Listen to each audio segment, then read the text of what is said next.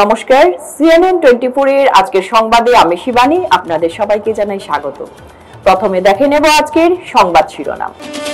শ্রীভূমিতে ফের একবার সংঘটিত হলো জঘন্য ঘটনা। ভিন্নধর্মী ফেরিওয়ালা লালসার শিকার নাবালিকা। হাওয়াং নদীর উপর সেতু ভেঙে পড়ার পরিস্থিতি পরিদর্শন করলেন মন্ত্রী কৃষ্ণেন্দু পাল। রামনগরে 5 কোটি টাকার অধিক মূল্যের বার্মিজ সিগারেট, নেশা জাতীয় সামগ্রী সহ বহু মূল্যবান সামগ্রী জব্দ, আটক 3 পাচারকারী। সড়ক বিড়ম্বনা, রেল সেতু দিয়ে পারাপার করতে গিয়ে দুর্ঘটনার শিকার এক মহিলা, নদী থেকে উদ্ধার করে স্থানীয় মানুষ। হাওয়াং সেতু ভেঙে পড়ার জন্য ওভারলোডেই দায়ী, স্বীকার করলেন মন্ত্রী কৌশিক। এবারে আজকের সংবাদ বিস্তারিত। শ্রীভূমিতে ফের একবার সংঘটিত হলো জঘন্য ঘটনা। ভিন্নধর্মী ফেরিওয়ালার লালসার শিকার এক নাবালিকা।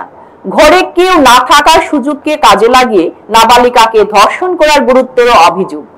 স্থানীয় মানুষ ফেরিওয়ালা আফতাব উদ্দিনকে আটক করে পুলিশে সমঝে দিয়েছেন। এই ঘটনাকে কেন্দ্র করে উত্তপ্ত পরিস্থিতি। ঘটনার অভিযোগ মতে শ্রীভূমি জেলার রাতাবাড়ি এলাকায় আফতাব উদ্দিন নামের এক ফেরিওয়ালা ঘরে কেউ না থাকার জল পান করার অজুহাত দেখিয়ে ঘরে ঢুকে নাবালিকার সঙ্গে কুকর্ম করার চেষ্টা করে। নাবালিকা মেয়েটি চিৎকার চেঁচামেচি করলে ফেরিওয়ালা আফতাব উদ্দিন নামের ওই যুবক পালিয়ে যাওয়ার চেষ্টা করলে স্থানীয় মানুষ তাকে আটক করেন। পরে পুলিশকে খবর দেওয়া হলে পুলিশ সেখানে উপস্থিত হয়ে যুবকটিকে আটক করে থানায় নিয়ে যায়। এদিকে বজরংদলী সদস্যরা ঘটনাস্থলে উপস্থিত হয়ে দোষীর কঠোর শাস্তির দাবি জানানোর পাশাপাশি এদিন তারা এও বলেন বর্তমানে হিন্দু মহিলারা ঘরেও সুরক্ষিত নয় বলে মন্তব্য করেন তারা। যে একটা বিধর্মী ছেলে ফেরি দেওয়া কাপড় ফেরি দেওয়া তাইছে আইয়া একটা মেয়েরা জিগাইছে বোন কাপড় লাগেনি, মেয়েটা হয়েছে না লাগে না, জিগাইছে তোমার মা হয়েছে গড়ে না, বাবা হই গড়ে না। মেয়েটা 13 বছরের মেয়ে, মেয়েটা তো অতটুকু বুঝছে না, কিতালাই জিগাইছে এটা বুঝছে না, তো হয়েছে জল দেও। মেয়েটা 1 গ্লাস জল দিছে, জল দেওয়ার পরে জল খাইছে, খাইয়া মেয়েটা ঝাড়ু দেওয়াতে আসলো, গিয়েও মেয়েটারে দড়ি রয়েছে, দড়িয়ে একটা পালঙ্গের মধ্যে ফেলাইছে। আমরা যেটা গিয়া দেখছি এখানে বা আমরা মেয়েটারে জিগাইছি, মেয়েটা স্টেটমেন্ট দিছে, ফালাই দিছে। ফালানির পরে মেয়েটা খুব চিল্লাইছে, চিল্লানির পরে কিনারের মানুষ দৌড়িয়ে আইছে। মানুষ দৌড়িয়ে যাওয়ার পরে হে বাইরে হয়েছে, বাইরে হইয়া হে জঙ্গল দিয়ে, ঘরের পিছনে জঙ্গল আছে, জঙ্গল দিকে দৌড় দিছে। তখন তারে বেরিয়ে এখানের মানুষে ধরছে, ধরা একটু পরে আমরা জঙ্গলের সব আইছি, আইয়া মেটারে জিগাইছি, মেটা কইছে ছেলেরে জিগাইছি যে কেন এরকম করলো, ভাই ভুল হয়ে গেছে, এরকম আর হইতো না, ওরকম কর। কিন্তু আমরা দেখতে পাই আর বিভিন্ন জায়গা শুধু বিধর্মী ছেলেরা এরকম ঘটনা করে, আমরা হিন্দু মেয়েরার উপরে টার্গেট করে। এটা আজকে নতুন ঘটনা না, এরকম আমাদের বরাকবেলিতে অনেক ঘটনা হয়েছে। এই ঘটনা লাগিয়া আমরা আসামের মুখ্যমন্ত্রী স্যারের দৃষ্টি আকর্ষণ করি আর এবং আমরা দাবি জানাই আর যে কঠোর থেকে কঠোর শাস্তি হয়। যদি এরকম জিহাদিদের শাস্তি না হয় তাহলে আমাদের মা বোনরা কিভাবে সুরক্ষিত থাকতো। আর এরকম আজকে নতুন ঘটনা, আজকে কয়েকদিন পর পর এরকম ঘটনা হইতে আছে, কয়েকদিন পর পর এরকম ঘটনা হইতে আছে। আমরা কোন দেশের মধ্যে বাস করলাম? এরকম যদি হয় তাহলে আমরা সংগঠন বজরং দলের ছেলেরা কেউ চুপ থাকতাম না। এটার লাগি আমরা যেটা করতে এটা আমরা করবো। যদি এটার কঠোর ব্যবস্থা না হয় তাহলে আমরা গণতান্ত্রিক আন্দোলন করবো বৃহত্তম। গুয়াহাটি থেকে ফিরে আসার পরপরই হারাং নদীর উপর সেতু ভেঙে পড়ার পর পরিস্থিতি পর্যালোচনা করার জন্য সরাসরি কাছাড় জেলার ভাঙ্গারপাড়ে যান মন্ত্রী কৃষ্ণেন্দু পাল। ঘটনাস্থল পরিদর্শনের সময় মন্ত্রীর সাথে ছিলেন বিজেপি সভাপতি রূপম সাহা, সিনিয়র বিজেপি নেতা Amalendu Das, PWD SE Ajit Kumar Das, engineer Kallol Barannath, SDRF দল এবং অন্যান্য সংশ্লিষ্ট কর্মকর্তারা উপস্থিত ছিলেন। এদিন মন্ত্রী ক্ষতি পরিদর্শন করেন এবং বিকল্প রুটের পুনরুদ্ধার কাজের অগ্রগতি পর্যালোচনা করেন, যার জন্য মুখ্যমন্ত্রী ডক্টর হিমন্ত বিশ্ব শর্মা কর্তৃক 2 কোটি টাকা অনুমোদন করা হয়েছে বলে জানান তিনি।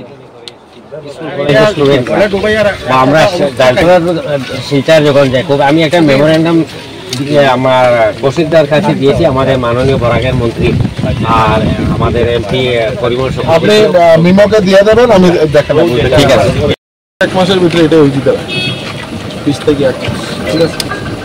আর এটা বিজনেস তাড়াতাড়ি শুরু করে তারাই করবে নিচে দিছিলে আমরা তরফ থেকে এটা লেখাটা কোর্স করা মানে আমি কাগজ সাথে বানিয়ে দিয়ে রাখছি তারা বা আমাদের মাননীয় মুখ্যমন্ত্রী মহোদয়ের পুরো নির্দেশ আছে যাতে খুব তাড়াতাড়ির মাধ্যমে এই ব্রিজটাকে আমরা আবার পুনরায় চালু করার ব্যবস্থা করা হয়, নতুন ব্রিজ যাতে এখানে হয় তার জন্য ব্যবস্থা আছে।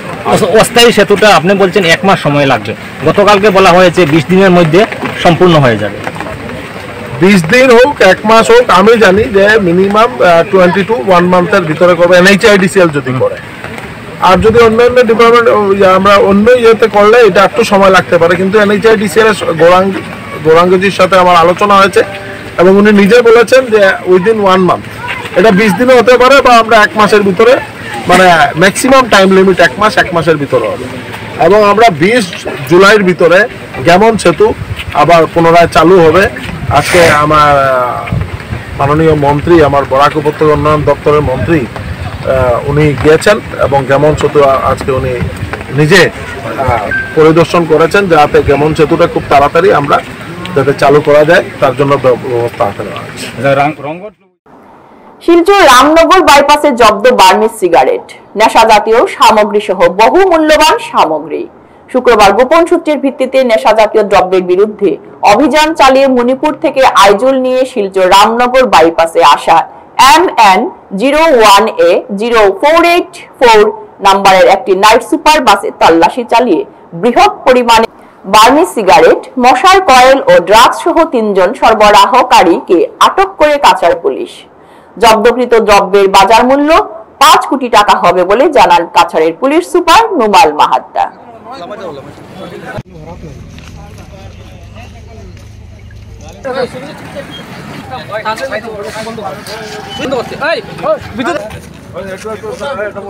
এইটো এটা আমি এটা বিশেষ খবৰ লাভ কৰিছিলো যোৱা 3 দিন আগতে, আৰু এই বাছখন যিখন আপুনি দেখিছে MN নাম্বাৰৰ বাছ, এইখন বাছখন মণিপুৰ চিচিপুৰৰ পৰা আহিছে। যেতিয়া আমি বাছখনক খবৰ পাইছিলো, বাছখনক খবৰ পাই যোৱা 3 দিন ধৰি আমাৰ এটা বিশেষ দল লাইলাপুৰা অঞ্চলত থাকি আছিলে, আৰু তেওঁলোকে যোৱা 3 দিনৰ পৰা ৰাস্তা বেয়া কাৰণে আহি থাকোঁতে তেওঁলোকে আজি ৰাতিপুৱা আমি লাইলাপুৰৰ পৰা আমি গাড়ীখনক আমাৰ যিটো এটা বিশেষ টিম আছিলে, কাছাৰ পুলিচৰ এটা টিম আছিলে, তেওঁলোকে ফলো কৰি আহিছিলে আৰু আহি আমি ইয়াতে ইণ্টাৰচেপ্ট কৰোঁ। ইণ্টাৰচেপ্ট কৰাৰ পিছত আমি যেতিয়া আপোনালোকে দেখিছে যে ইয়াত 3জন ব্যক্তিক আমি ইতিমধ্যে কাষ্টডিত লৈছোঁ, আৰু 3জন ব্যক্তিৰ পৰা তেওঁলোকে অবৈধভাৱে সৰবৰাহ কৰা নিচাযুক্ত সামগ্ৰী আমি তেওঁলোকৰ 3 কেজিৰো অধিক আমি জব্দ কৰিছোঁ, আৰু তাৰ লগতে ইয়াত অবৈধভাৱে বিদেশী চিগাৰেট আৰু এই গৰ্জিলা বুলি ইয়াৰ এটা বিশেষ দ্ৰব্য আছে, সেইটো তেওঁলোকে ইয়াৰ পৰা অবৈধভাৱে সৰবৰাহ কৰি আনিছিলে। আৰু গোটেইখিনি বস্তুৱে মানে এটা আপুনি দেখিব যে এইখিনি বিদেশৰ পৰা তৈয়াৰ হোৱা বস্তু, আৰু যিখিনি নিচাযুক্ত সামগ্ৰী আমি মৰফিন যিটো আমি টেষ্ট কৰিছোঁ, ড্ৰাগ ডিটেকশ্যন কিটৰ জৰিয়তে আমি এইটো টেষ্ট কৰিছোঁ। টেষ্ট কৰাৰ পিছত পজিটিভ ৰিপ্লাই আহিছে, আৰু ৰিপ্লাই অহাৰ পাছত আমি গোটেই সামগ্ৰীখিনি আইনৰ যিখিনি নিয়ম পদ্ধতি আছে সেই পদ্ধতি সকলোখিনি মানি চলি আমি এই বস্তুখিনি জব্দ কৰিছোঁ, আৰু এতিয়া বাকীখিনি যিখিনি আইনগত যিখিনি দিশ আছে সেইখিনি কৰিবৰ কাৰণে আমি এতিয়া হাত দিছোঁ। এতিয়া আমি গোটেই হিচাপ কৰি আছোঁ, কিন্তু 5 কোটিৰো অধিক ইয়াৰ মূল্য হ'ব। সড়ক বিড়ম্বনা বলতে গেলে মেরামতির জন্য যাতায়াত বন্ধ রয়েছে গেমন সেতু দিয়ে, তার উপর ভেঙে পড়ল হারান সেতু। স্থানীয় কাটিগোড়া সিদ্ধেশ্বর ফেরি পরিষেবা ভোর 6টা থেকে সন্ধ্যা 6টা অবধি, তাই বিকল্প হিসাবে বদরপুর কাটিগোড়া রেল সেতুটি অনেকে ব্যবহার করছেন। তাও আবার প্রাণের ঝুঁকি নিয়ে আজ ঘটে গেল এক অঘটন। এক মহিলা প্রাণের ঝুঁকি নিয়ে রেল সেতু দিয়ে বদরপুর পাড়ি দিতে গিয়ে দুর্ঘটনার শিকার হন, সেতু থেকে পড়ে যান বরাক নদীতে। স্থানীয় কতিপয়ের নজরে আসে বিষয়টি। নদীতে পড়ে ডুবতে থাকেন মহিলা। তখন মিটুন ও মিষ্টু নামের 2 যুবক মহিলাকে উদ্ধারে নেমে পড়েন বরাকের জলে। খবর যায় সামনেই থাকা ফায়ার সার্ভিসের। উদ্ধারকারী দল এবং সবার সহযোগিতায় বরাক নদীর জল থেকে উদ্ধার করা হয় মহিলাকে। পুলিশ সহযোগে সঙ্গে সঙ্গে অচেতন অবস্থায় মহিলাকে নিয়ে যাওয়া হয় কাটিগোড়া মডেল হাসপাতালে। অবস্থা গুরুতর থাকায় সেখান থেকে উন্নত চিকিৎসার জন্য পাঠানো হয় শিলচর মেডিকেল হাসপাতালে। হারাং সেতু ভেঙে পড়ে গোটা বরাক উপত্যকাকে বিচ্ছিন্ন করে দেওয়ার পিছনে ওভারলোডেই দায়ী তা প্রকারান্তে স্বীকারই করল আসাম সরকার। শুক্রবার গ্যামন সেতুর কাজের অগ্রগতি খতিয়ে দেখতে সংবাদ মাধ্যমের এক প্রশ্নের উত্তরে আসাম সরকারের বরাক ডেভেলপমেন্ট বিভাগের মন্ত্রী কৌশিক রায় জানান, সেতু ভেঙে পড়ার খবর পেয়ে ঘটনাস্থলে গিয়ে সেতুর উপরে যে দুটো ট্রাক প্রত্যক্ষ করা গেছে এগুলোতে ছিল ওভারলোড। এতে বোঝা যায় ওভারলোড একটা বড় বিষয়। তবে গোটা ঘটনা পর্ব নিয়ে ম্যাজিস্ট্রেট পর্যায়ে তদন্তে নির্দেশ দিয়েছেন জেলা শাসক। তদন্ত অব্যাহত। তদন্ত রিপোর্ট এলেই ব্যাপারটা পরিষ্কার হবে যে পরিবহন বিভাগ, পুলিশ না ওভারলোড নাকি সেতু সংস্কারের খামতির জন্য এই ঘটনা ঘটেছে। প্রতিজনের কাছে যে অতিরিক্ত ওভারলোডের জন্য এটার সম্পর্কে আপনার নিশ্চিতভাবে আমরা যখন ব্রিজ দেখেছি তো ব্রিজের উপর আমরা দুটো ট্রাক দেখেছি, যে ট্রাক দুটা সেই ব্রিজের উপরে ব্রিজ ভাঙার সময় দুটো ট্রাক সেখানে ছিল, যেটা দুটো ট্রাককে তোলা হয়েছে। নিশ্চিতভাবে সেটা ওভারওয়েট একটা বড় বিষয়, যে ওভারওয়েটের জন্য এটা হয়েছে। কিন্তু টোটাল জিনিসটা যাতে একটা ম্যাজিস্ট্রেট পর্যায়ে দেখা যায় সেটার জন্য যে ইঞ্জিনিয়ারিং ফেলিয়ারিং ছিল, পুলিশের গাফলতি ছিল, ওভারওয়েটিংয়ের ছিল, আমার ট্রান্সপোর্ট ডিপার্টমেন্টের গাফলতি কি আছে সে পুরো বিষয়টা যাতে দেখা যায়, এটার জন্য একটা ম্যাজিস্ট্রেট পর্যায়ে তদন্ত ইতিমধ্যে ঘোষণা করা হয়েছে। 6-7 দিনের মধ্যে সেই রিপোর্ট আমাদের কাছে আসে পড়বে। কিন্তু ইতিমধ্যে গত পরশুদিন যখন জেলা আয়ুক্তের কার্যালয়ে যখন সভা হয়েছে, সেই সভাতে ওভারলোডিং থেকে শুরু করে প্রত্যেকটা বিষয় পুলিশ এবং এনফোর্সমেন্টকে দেখার জন্য হয়েছে এবং ব্যবস্থা গ্রহণ করারও নির্দেশ দেওয়া হয়েছে। ওভারলোডিং এখন ব্যবস্থা গ্রহণ করার ব্যবস্থার জন্য বলা হয়েছে, কিন্তু হয়নি। কিন্তু একটা ঘটনা ঘটার পরে সবের সেই প্রত্যেকটা জিনিস চোখের সামনে এসেছে এবং এই জন্য আমরা জানি যে সেখানে 40 টনের একটা ম্যাক্সিমাম লিমিট দেওয়া হয়েছিল, কিন্তু 40 টনকে ওভারলুক করে সেখানে 70 টন 60 টন এরকম গাড়ি সেখানে পেরিয়ে গেছে। সঙ্গে সঙ্গে যারা পুলিশের সেই জায়গায় দায়িত্বে ছিলেন, যাদের উপরে নজরদারি দায়িত্ব ছিল, তাদেরকেও সাসপেন্ড করা হয়েছে। কিন্তু প্রাথমিকভাবে একদিকে তদন্ত, কিন্তু সঙ্গে সঙ্গে মানুষের যাতে অসুবিধা না হয় জিনিসপত্রে, বিশেষ করে আজকের দিনে এই রাস্তা দিয়ে মেঘালয়ের শাকসবজি ইত্যাদি বিভিন্ন জিনিস আসে, সেগুলির যাতে মূল্য বৃদ্ধি না হয় সেই জিনিসগুলো আমরা সিন্ডিকেট চক্রের কাউকে কি পুলিশ তদন্তের আওতায় আনা হয়েছে? তদন্ত সম্পূর্ণ হবে আর তারপরে তদন্ততে যাদের যাদের ব্যাপারে রিকমেন্ডেশন থাকবে প্রত্যেকটা ব্যবস্থা যাতে গ্রহণ করা হয়। ইতিমধ্যে জেলা আয়ুক্তকে মাননীয় মুখ্যমন্ত্রী মহাশয় নির্দেশ দিয়েছেন যাতে আমরা প্রত্যেক ভবিষ্যতে যাতে শুধু এই ঘটনা নয়, ভবিষ্যতে যাতে এরকমের কোনো ঘটনা ওভারলোডিংয়ের জন্য, রাশ ড্রাইভিংয়ের জন্য বা যেই কোনো কারণে যাতে না ঘটে সেটার জন্য নির্দেশ। এতদিন যে কোনো নির্দেশ দেওয়া হইল না বা তদন্ত হয়নি, এটা কি দায়ভার আসাম সরকার নেবে? দেখুন, প্রত্যেকটা সময়ে বিভিন্ন রকমের বিষয় থাকে। কোনো সময় ওভারলোডের জন্য হয়েছে, কোনো সময় কোনো জায়গাতে দুর্ঘটনার জন্য হয়েছে। আজকে জানি আমরা যে গ্যামন সেতু এই সংস্কারের কাজ চলছে, এই জন্য একটি রাস্তার উপরে সব কিছু লোড পড়েছে। আদারওয়াইজ এই রাস্তা দিয়ে আমাদের শ্রীভূমি হাইলাকান্দি জেলা গাড়িগুলো আসা যাওয়া করতো, কিন্তু সেই জায়গাটা যেটা নজর রাখার প্রয়োজন ছিল সেই নজর থেকে হয়তো বিচ্যুতি হয়েছে, সেই জন্য সেদিক ঘটনা হয়েছে ওভারলোডের গাড়িগুলো যাওয়ার জন্য। এদিনাই ট্রান্সপোর্ট ডিপার্টমেন্ট পুলিশক একেলগে নির্দেশ দিয়া হয়েছে যে গোটেই ওভারলোডিংটো বন্ধ করে দেবৰ কাৰণে যদি কোনোবা গাড়ীতে এক্সট্রা বডি বনায়, ওয়েটরকে বেশি এক্সট্রা বডি বনায় যদি কোনোবা গাড়ি মুভমেন্ট কৰি আছে সেই গাড়ীবিলাকো সিজ করার নির্দেশ দিয়া হয়েছে। চূড়ান্ত গ্রাহক বিরোধী প্রিপেইড স্মার্ট মিটার প্রত্যাহারের দাবিতে আজ অল ইন্ডিয়া ইলেকট্রিসিটি কনজিউমার্স অ্যাসোসিয়েশনের আহ্বানে সারা দিয়ে গোটা দেশের সাথে সঙ্গতি রেখে অল আসাম ইলেকট্রিসিটি কনজিউমার্স অ্যাসোসিয়েশনের কাছাড় জেলা কোঅর্ডিনেশন কমিটির পক্ষ থেকে একটি স্মারকপত্র রাজ্যের বিদ্যুৎ মন্ত্রীর এপিডিসিএল এর শিলচর ডিভিশন 2 এর এজিএম মারফত প্রেরণ করা হয়। সেই সঙ্গে সংগঠনের নেতৃবৃন্দ শিলচরের পানপট্টি স্থিত এপিডিসিএল কার্যালয়ে বেলা 11টায় উপস্থিত হয়ে বিক্ষোভ প্রদর্শন করে স্মারকপত্রের প্রতিলিপি এজিএম এর হাতে তুলে দেন।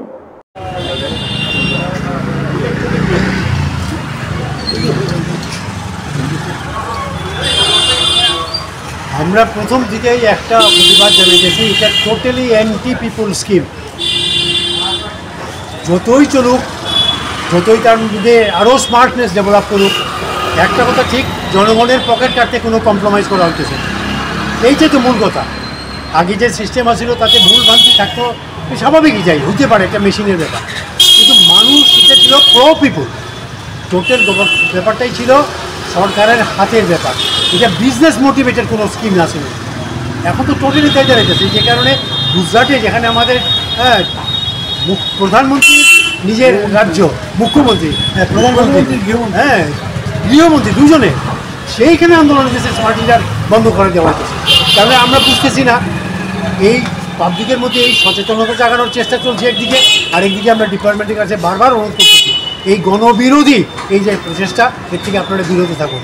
এটা কিন্তু ভালো হইছে না, দেশের জন্যও না, এবং এই ইন্ডাস্ট্রির পক্ষেও ক্ষতিকর, ইন্ডাস্ট্রির পক্ষে ক্ষতিকর। বারংবার এই কথাটা আমরা বলতেছি। এরপরে যখন এআই ঢুকবো এসা, তখন এখানে যে কয়জন এমপ্লয়ি আছে তার 5% এমপ্লয়ি দেওয়া রাখতো না, কারণ সমস্ত গুয়াহাটি থেকে একটা অফিস গোটা আসামকে কন্ট্যাক্ট করতে পারবে। একটা নূতনভাবে সেটা আবার জনগণের কাছ থেকে এমপ্লয়মেন্টের সুযোগটাকে কাইটানো হইবে। এই ঘটনাগুলি যদি প্রথম থেকে আমরা না কই, মানুষও বুঝতো না, আর সরকার বুঝার কোনো চিন্তাই করতেছে না। আমাদের আজকের সারা আসাম অভিযান এইটাই মনে করাই দিতে, আমরা কিন্তু কম্প্রোমাইজ করতে রাজি না, আমরা এটার বিরুদ্ধে লেগে গেছি। ধন্যবাদ। ফিরছি একটি বিরতির পর, আপনারা সঙ্গে থাকুন। Dear parents, students and well-wishers, you all know Vivekananda Senior Secondary School, also known as Vivekananda Junior College, was established in 2003 at Chenkuri Road, Silchar, pin code 788007, having science, arts, commerce streams. Every year in HS examination, our students have been passing out with positions, distinctions, star marks and huge numbers of letters. In degree unit, we have Encipal Memorial Degree College, which was established in 2010 and affiliated under Assam University. Both of our institutions have been guided gracefully by the experienced and qualified faculties in well-infrastructure, environmental-friendly institution. Grace well hospital, Meherpur, Silchar. এখানে আপনারা পাবেন dialysis, endoscopy, sonography, echocardiography, এক্স-রের মতো বিশেষ সুবিধে। উন্নত মানের ডাক্তারি পরিষেবার পাশাপাশি পাবেন আইসিইউ, এনআইসিইউ, ইনডোর, আউটডোর এবং যে কোনো রকম সার্জারি অত্যন্ত সুলভ মূল্যে এবং অত্যাধুনিক মানের।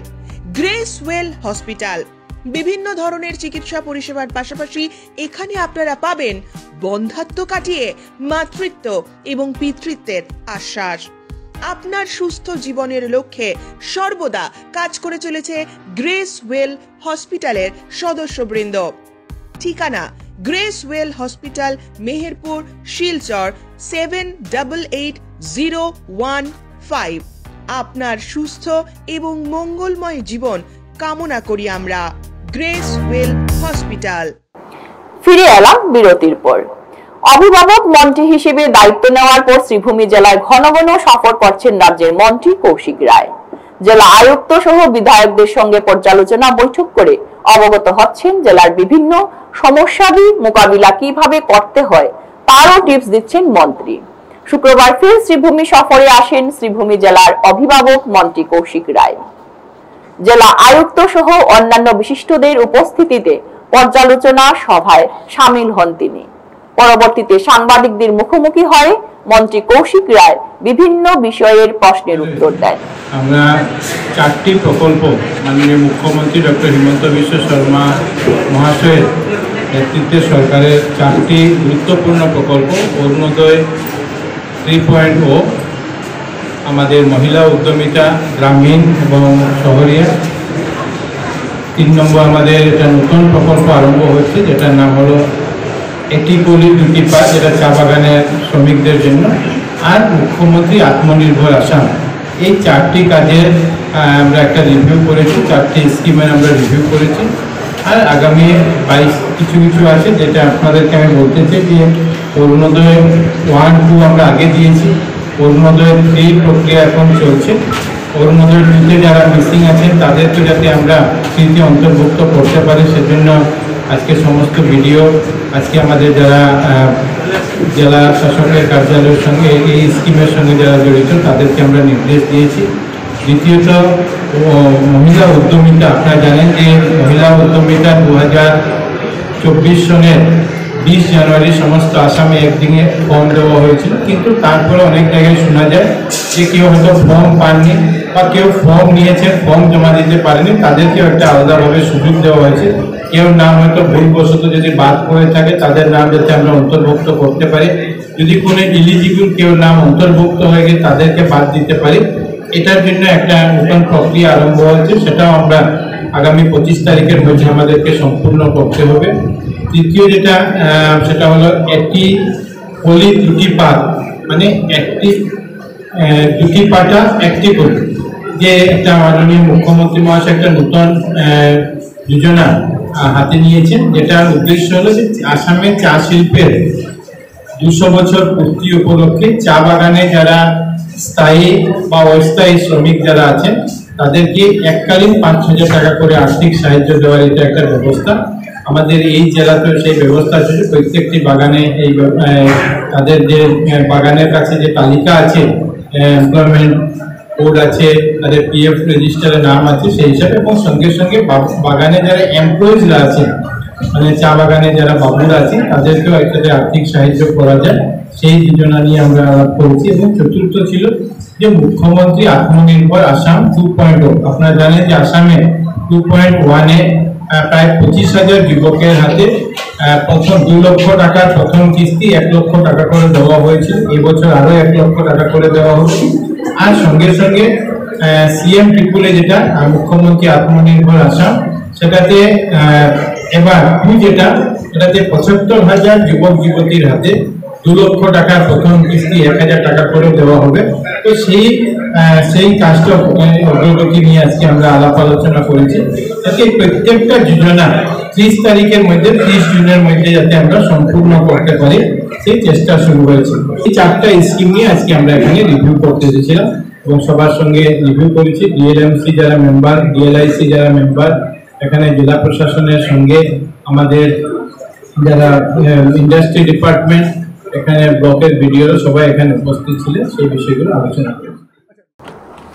হারাং নদীতে সেতু ভেঙে পড়ায় দূরপাল্লার পণ্য পরিবাহী ট্রাকগুলো বরাকের 3টি জেলায় প্রবেশ করতে পারছে না। কাছাড়ের দিগলকাল এলাকায় এই ট্রাকগুলোকে আটকে রাখা হয়েছে। বেশিরভাগই ট্রাক কাঁচামাল, বিশেষ করে মাছ, শাকসবজি, ফলমূল থাকার রোডটি বন্ধ হওয়ার ফলে এই সামগ্রীগুলিতে রীতিমতো পচন ধরেছে। কাটিগড়া বিধানসভা চক্রের কালাইন থেকে কাটিগড়া এবং কালাইন থেকে শিলচর রোডের খালি জায়গায় এই ট্রাকগুলো এনে ছোট যানবাহন দিয়ে গন্তব্যস্থলে পৌঁছানোর দাবি জানান সমাজসেবী বিপ্লব পাল। যেমন বীজ বন্ধ, তারপরে মানে এটা টেম্পোরারি ব্যবস্থা হিসাবে আমাদের শিলচর কালাইন রোডকে তৈরি করে প্রস্তুত করা হয়েছিল, রেডি করা হয়েছিল, কিন্তু দুর্ভাগ্যবশত গত 25 দিন রাত্রে এখানে বৃষ্টি ভেঙে যায়, দুটো গাড়ি ওভারলোডেড গাড়ি ওঠার ফলে, যার ফলে ব্রিজের যদি বেশি একটা গাড়ি পার হওয়ার ব্যবস্থা থাকতো তার নিশ্চয় আমার মনে হয় এই দুর্ঘটনাটা ঘটতো না। এর জন্য কে বা দায়ী, কে দায়ী না, এটা তদন্তের প্রয়াস পাবে। আজকের দিনে বড় সমস্যা হয়েছে টুলগেট থেকে, মালিবাড়ি টুলগেটের এই পারে অনেকগুলো গাড়ি দাঁড়িয়ে আছে, তার মধ্যে অনেক নিত্য প্রয়োজনীয় জিনিস, কাঁচামাল, মাছ, এগুলো দাঁড়িয়ে আছে। অনেকে আমার কাছে এসেছিলেন, বলছিলেন প্রশাসনকে একটু বলে দেওয়ার জন্য, পুলিশ প্রশাসনকে, যেগুলো গাড়িগুলা যাতে এই ব্রেক ক্রস করে এইদিকে আসতে পারে, যার ফলে কালাইন থেকে বাঙারপাড়ার মধ্যে অনেক খালি জায়গা আছে, এগুলোতে গাড়ি দাঁড় করিয়ে ছোট গাড়ি, কমার্শিয়াল গাড়ির মাধ্যমে যাতে এগুলা মানে গন্তব্যস্থলে নেওয়া যাওয়া যায়। যেমন শিলচরের কিছু পরিমাণ সামগ্রী আছে, করিমগঞ্জের আছে, বদরপুরের আছে, বিশেষ করে কাঁচামাল, ফল, তারপর মাছ। সেই অনুযায়ী আমি 1-2টা গাড়ির জন্য, যারা আমাকে পার্সোনালি বলেছিলেন, আমি কালাইন থানার ভারপ্রাপ্ত আধিকারিক, ওনাকে ফোন করে বলেছিলাম, উনি শিলচরে ছিলেন, আমাকে বললেন ঠিক আছে আমি বলে দিচ্ছি দিগলখাল গেটে যেগুলো গাড়ি ছাড়ার জন্য। তা আমি সব অবস্থায় জেলা প্রশাসনের কাছে, পুলিশ প্রশাসনের কাছে এটা আবেদন রাখবো যে নিত্য প্রয়োজনীয় জিনিসগুলা যেগুলো দাঁড়িয়ে আছে গাড়ি এখানে, এগুলাকে যাতে যদি কেউ যেতে চায় বা ছোট গাড়ি দিয়ে মালগুলা গন্তব্যস্থলে নিতে চায়, তাদের জন্য প্রতিজনে একটু সহানুভূতি দেখানো হয়, যেগুলো তারা সুযোগ করে দেওয়া নেওয়ার জন্য। শুধু মাল নষ্ট হওয়ার ব্যাপার নাই, অনেক মাল চুরি হওয়ার সম্ভাবনা আছে। তাই গাড়িগুলো যদি ড্রাইভাররা তাদের নিজস্ব হেফাজতে এই দিকে আনে রাখতে পারে, তাহলে আমার মনে হয় এটা সবার জন্য একটু ভালো হবে। তাই আমি প্রশাসনের কাছে আপনাদের মাধ্যমে আবেদন জানাচ্ছি যাতে এটা একটা সুব্যবস্থা করার জন্য এবং এই ব্যাপারে একটু নজর দেওয়ার। মার আগ্রো অর্গানিক প্রডিউসার কোম্পানি লিমিটেডের আনারস ফসলের উৎপাদনের বিভিন্ন বিষয় নিয়ে কর্মকর্তাদের সঙ্গে আলোচনা মুখ্যমন্ত্রী সহ কৃষি মন্ত্রী অতুল বরার। গত 11 জুন আসাম সরকারের বরাক উপত্যকার উন্নয়ন বিভাগের মন্ত্রী কৌশিক রায় মহাশয়ের আমন্ত্রণে কাছাড় জেলার লক্ষ্মীপুর বিধানসভার অন্তর্গত মারকুলিন গ্রামের হামার আগ্রো অর্গানিক প্রডিউসার কোম্পানি লিমিটেডের কর্মকর্তারা গিয়ে দিশপুরে আসামের মুখ্যমন্ত্রী ডক্টর হিমন্ত বিশ্ব শর্মা সহ সব কয়েকজন মন্ত্রী ও আসাম সরকারের চিফ সেক্রেটারি রবি কোটা মহাশয়দের সাথে সৌজন্যমূলকভাবে সাক্ষাৎ করেন। মুখ্যমন্ত্রী সহ প্রত্যেক বিভাগের মন্ত্রী ও সেক্রেটারিদের গলায় উত্তরীয় পরিয়ে ও হাতে ওনাদের কোম্পানির দ্বারা উৎপাদন করা এক ঝুড়ি আনারস প্রত্যেককে তুলে দেন। শুক্রবার দুপুরে হামার আগ্রো অর্গানিক প্রডিউসার কোম্পানি লিমিটেডের সদস্যরা জেলা শাসক মৃদুল যাদব, কাছাড় জেলার কৃষি বিভাগের ডিএও আর আহমেদ সহ অন্যান্য বিভাগীয় কর্মকর্তাদের সঙ্গে দেখা করে ওনাদের সুবিধা অসুবিধার কথা তুলে ধরেন। আমি মার এগ্রো অর্গানিক প্রডিউসার কোম্পানির সিও শ্রী মাখনলাল দুসার। আমাদের এফপিসি মারকুলিন লক্ষ্মীপুর। আমাদের এফপিসির মূল প্রোডাক্ট হলো পাইনাপল। 2017-এ আমাদের এই এফপিসি এস্টাবলিশ হয়েছিল। আমাদের ফার্মার প্রথমে 500 নিয়েছিলাম, ফেজ 1। এটা আসাম সরকারের আমাদের এমওবিসিডি স্কিমের আন্ডারে এই প্রোডাক্ট এখানে প্রজেক্টটা হয়।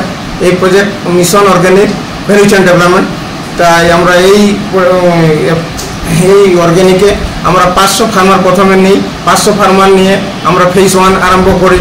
সেকেন্ড ফেজ পাই আমরা আরও 500 ফার্মার নেই এবং থার্ড ফেজ আরও 500 ফার্মার নেই। টোটাল আমাদের এখন 1500 ফার্মার হয়ে গেছে। ওনাদের শেয়ার মানি আছে আমাদের এফপিসি এবং আমরা মেইনলি প্রোডাক্ট হলো পাইনাপল। তো এখানে পাইনাপল হলো আমাদের পুরো বিশ্ববিখ্যাত। আমরা এই পাইনাপল নিয়ে অনেক সুনাম অর্জন করেছি আমাদের এই ভারতবর্ষের মধ্যে। আমাদের বিগত 2019-এ প্রথম আমাদের মাননীয় আমাদের ডিসি মহাশয়া লায়া মাধুরী ছিলেন, ওনার তত্ত্বাবধানে আমরা দুবাইতে এক্সপোর্ট করেছিলাম।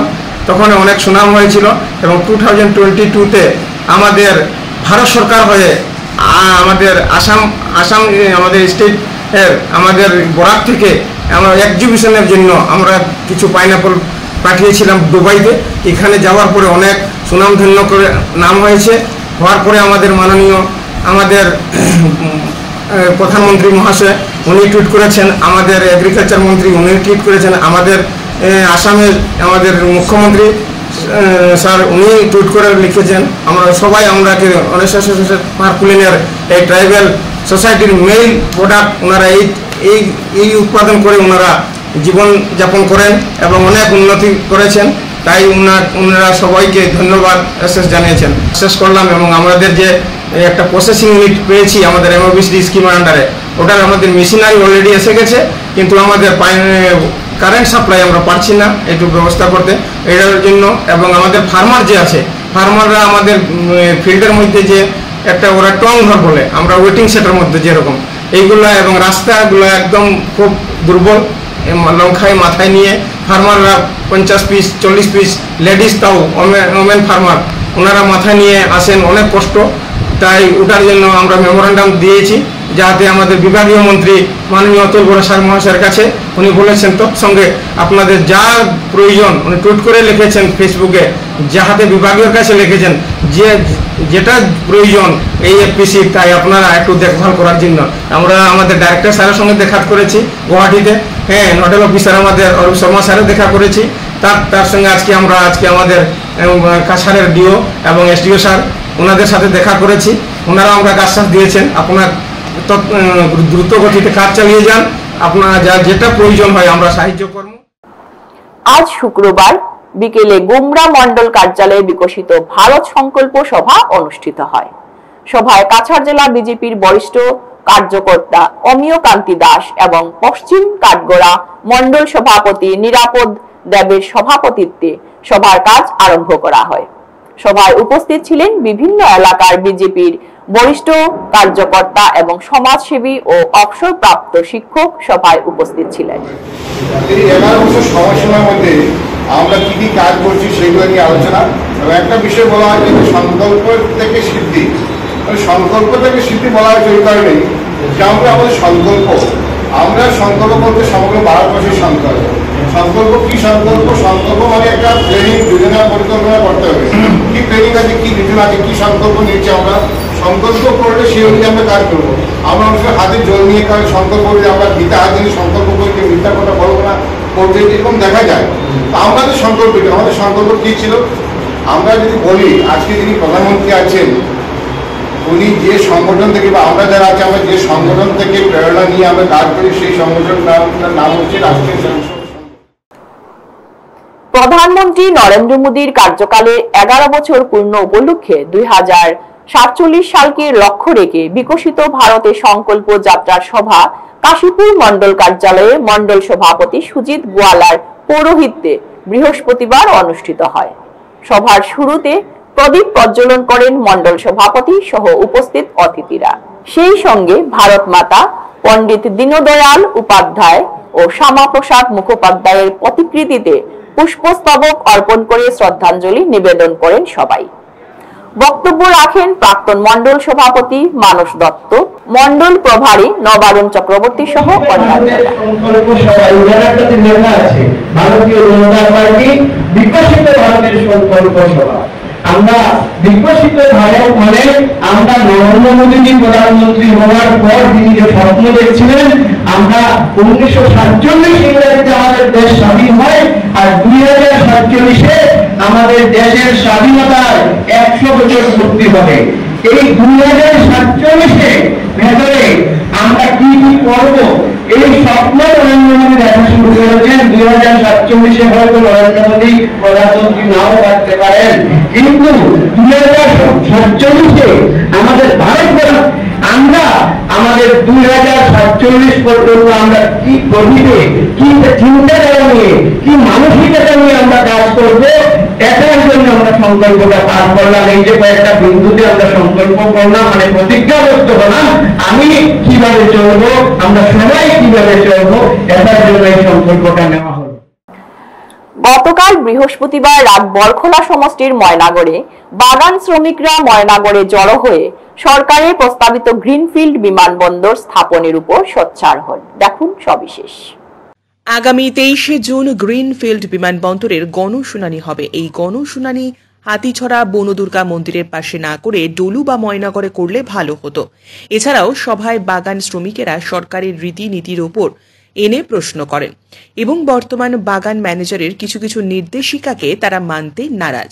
বাগান শ্রমিকদের কাজে কর্মে বিশৃঙ্খলতার বাতাবরণ সৃষ্টি করছেন বাগান ম্যানেজার, অভিযোগ এমনটাই।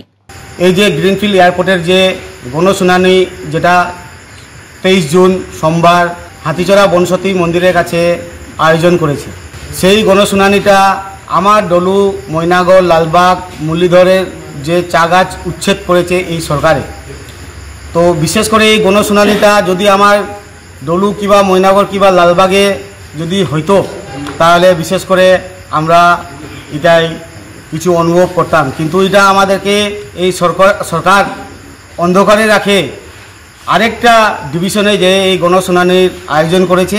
তাই আমরা এই গণশুনানির আয়োজনে আমরা প্রতিবাদ করছি।